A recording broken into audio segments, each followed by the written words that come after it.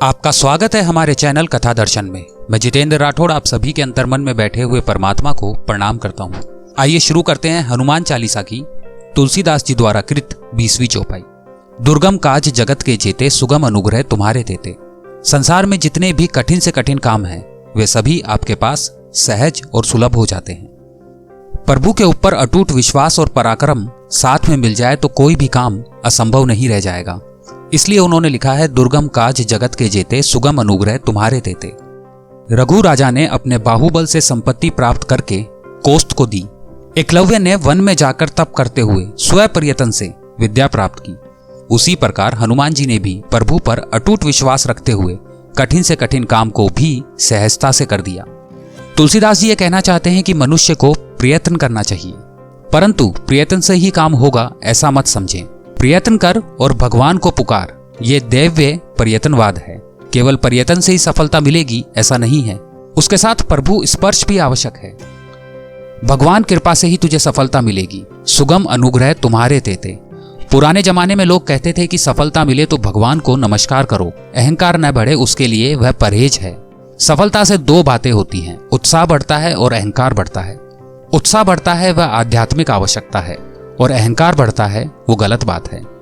जन्म से बीमारी आए तो दवाइयों से शारीरिक तकलीफ मिट जाती है, परंतु मानसिक बीमारी आए तो जन्मों तक हैरान कर सकती है।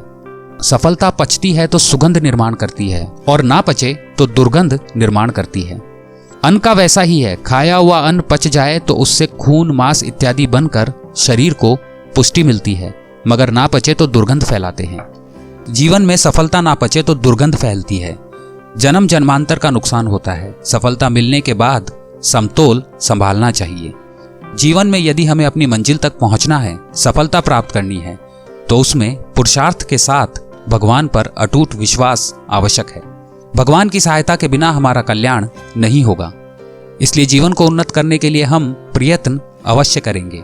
फिर भी भगवान की सहायता की जरूरत है। उनकी सहायता के बिना हम आगे बढ़ सकें, दौड़ सकें।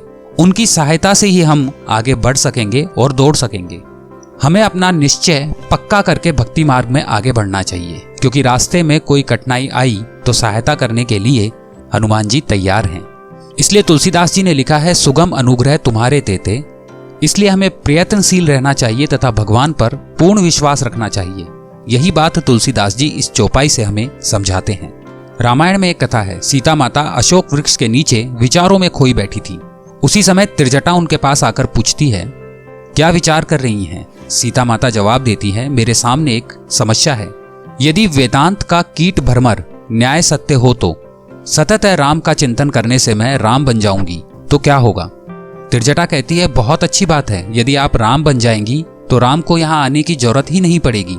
तब सीता माता कहती है, यह कैसे हो सकता है? मैं राम हो जाऊंगी तो हमारा दाम्पत्य सुख चला जाएगा। मुझे राम नहीं बनना है, मुझे राम की होकर रहना है। त्रिजटा होशियार थी।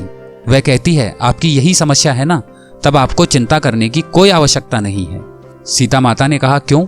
जिस प्रकार आप यहाँ राम जी का चिंतन करती हैं, उसी प्रकार राम जी आपका वहां पर चिंतन करते होंगे।